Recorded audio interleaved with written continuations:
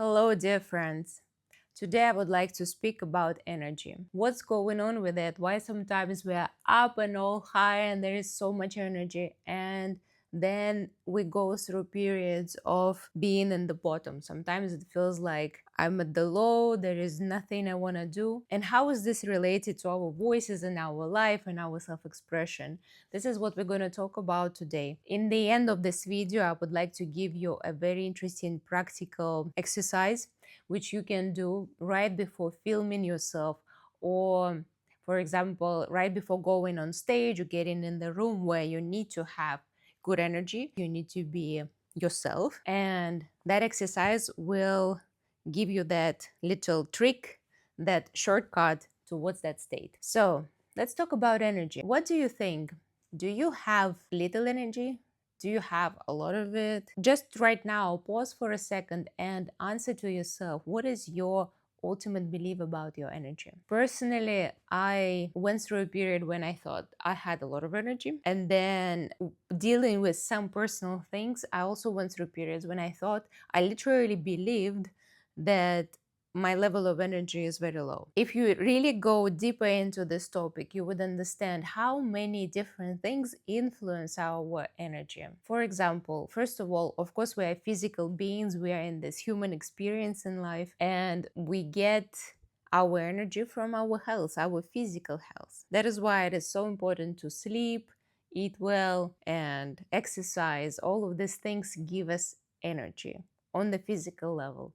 But having said that, you can have a perfect physical routine, but if your emotions are working against it, you will most likely be robbing yourself of the energy. What is the easiest way, the most effective way to lose all the energy? I found that it is in the conflicts. When there are parts of you that want different things, or a part of you that is truly you, and another part that was given to you by somebody else. Let's say it is a parental figure that raised you, and they have their own set of beliefs and ideas and values, which do not work correctly with you as who you are. Another example, your old self and your new self. You have the idea of yourself as you were before, but you sort of grew out of that costume, of that dress, of those pants, and it's already too tight to be in that persona. But unfortunately for our psyche, it is not as easy to quickly jump from one state to another.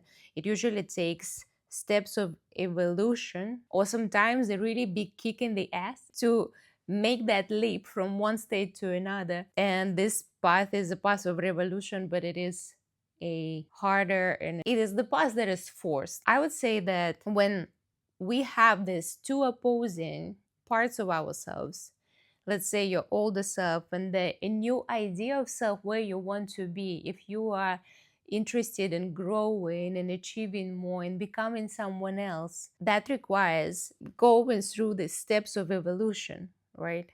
And along the way, you might get the conflict, the inner conflict that will be sucking energy out of you. For example, your older self does not believe in your newer, better version of self. And you get the voice in your head, you're not good enough, you will not make it work, this is not what it should be. You will probably have a voice that will start working against you along this way. And that voice will be taking the energy from your ideal self, from your future self. I do not want to put the word ideal self, but I would say your next step of your personal evolution as a human, because I honestly believe we come here to evolve as characters, as personas, as who we are, to play different kind of games we play in this world. We can rob ourselves of that energy. Another reason we might not have enough energy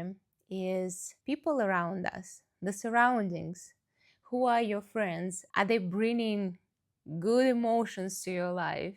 Do you laugh together? Do you enjoy each other? Do you dance? Do you have fun? Or are these people in your life sharing their fears, their anxieties, their worst thoughts, maybe their personal insecurities, something that would be causing you to lower yourself, to get on that level of energy where the fear and control and anxiety are ruling the life. In that state, also, there is very little left for you to create something beautiful in your life. And one more thing I would like to mention is social media it is a crazy machine that grabs your attention and takes you away from things that are really important to you. And I especially speak about short videos where you constantly exercise your dopamine system.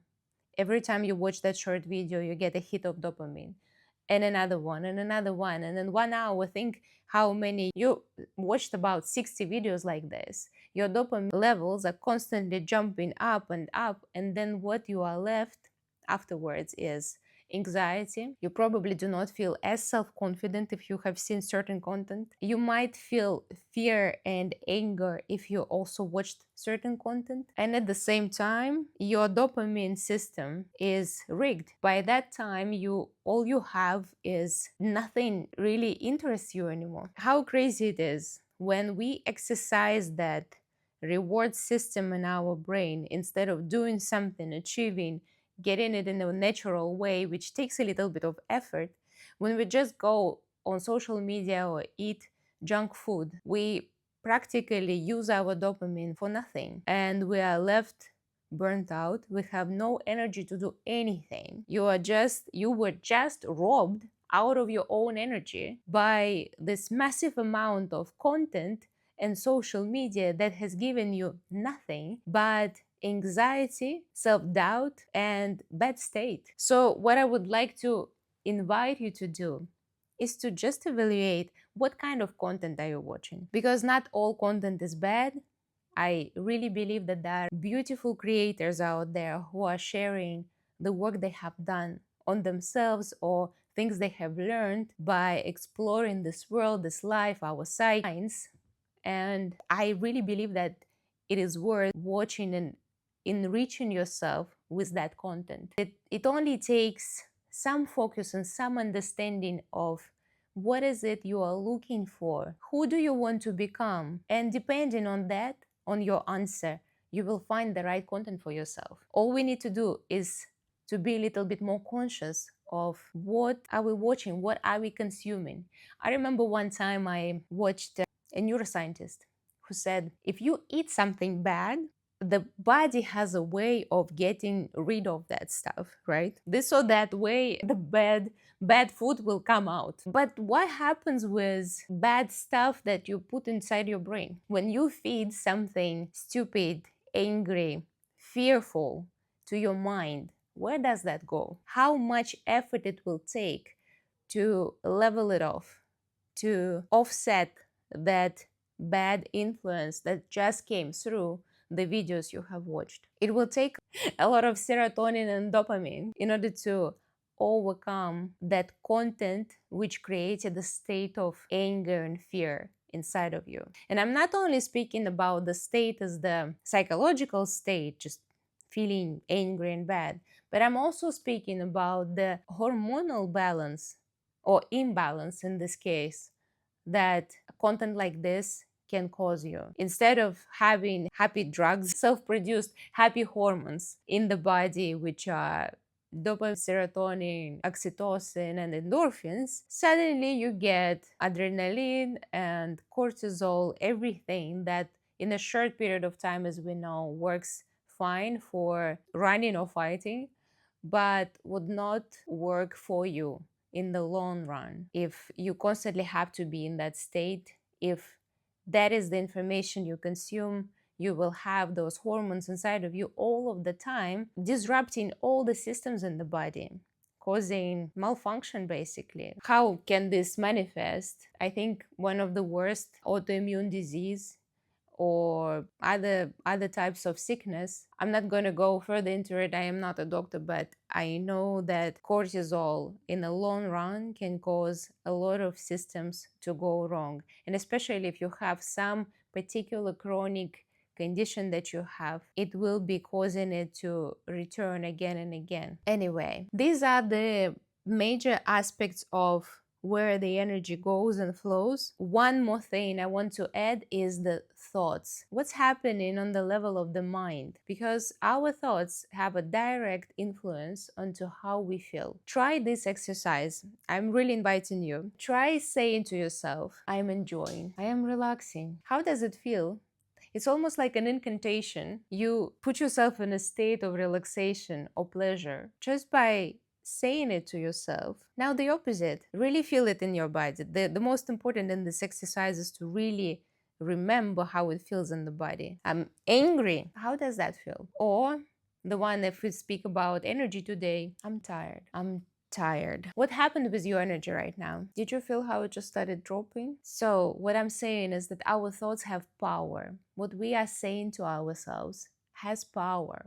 And when we create our reality, we do it at the same time with our thoughts about situations you do not like, something that irritates you. All of this will be taking the energy. So, attention to the people around you, your physical health, and emotions you experience, plus the content that you are consuming. All of these things will create more energy in your life for you to be truly creative yourself, or these things will be robbing you of your energy, and there will be nothing left to move forward, to grow, and to create the reality that you want for yourself. If you enjoyed this video, I invite you to put like for it and subscribe to the channel. There will be more videos like this, and also I talk a lot about the voice and video production here, about creating content, about using your voice for self-expression. And now the exercise that I promised to you, exercise how to wake up your energy. The exercise is called ice and fire. At first, we will create ice by freezing, and then we will be doing fire movement to wake up our body. Now watch me. All right, for this exercise, we will pretend to be ice and fire. Why we do this exercise is to wake up the energy in ourselves,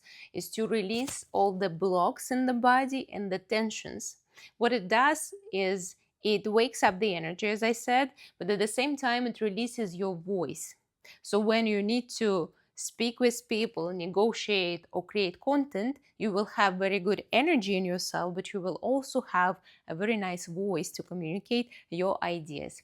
So this is how we do it. We start by freezing ice. And when we freeze, we really feel how everything is tight and we are frozen. Get everything tight, tight. The whole body very much in tension right now. And now we release and we become fire. This is our fire, and the fire goes with the flames up. Try it right now with me. Do not just watch, we'll do it together. Now freeze, ice again. We're frozen. Again, the whole body goes tight, and fire. And we release. Freeze. Frozen for a while, and frozen, feel everything tightens again, and release. Fire. Oh my watch. Release all the tension. How are you feeling? I already feel much better. So this is the exercise. If you do it for just 1 minute before you start filming, you will feel how the energy increases in you, how much more relaxed, more natural you feel on the video. And at the same time, the bonus of this exercise, as I said, your voice will also be freer to express itself. This type of exercise I do with my clients. When people come to me with a request of increasing their energy, I recognize that there is a lost connection there between the person, inner child, and their grown-up self. Because this is where all our energy lies, all our true desires, everything that gives us that energy is connected to our inner child. And exercises like this wake up that playfulness in us. It takes certain courage to drop all the seriousness and become playful. Let yourself express. When you negotiate in communication, you need good energy. And where is it? It is connected to your inner child. Exercises like this help us connect to that playful part of ourselves, engage our mind with metaphors. This ice and fire, suddenly you're like a little kid playing, but at the same time you are doing a very good work for your body, increasing your energy, releasing the tension. It takes certain courage. I have noticed that not for everybody it is easy to become silly for a few minutes. Some people are so conditioned to be almost like frozen, because if you let a little bit of freedom, you won't be loved as an outcome of this. And this is what I do in my work when clients come to me. Usually the request is something like, I want to speak in front of people without fear. But what truly happens is there is a fear of self-expression, and exercises like this we do in order to release that fear and become playful and recondition ourselves that nothing bad will happen if you just play like a child. All right, thank you guys for your attention. This is all for today. Subscribe to this channel, hit like button, comment how you felt about this exercise if you've done it. What are the things that maybe I did not mention that take your energy away from you? And I see you next time.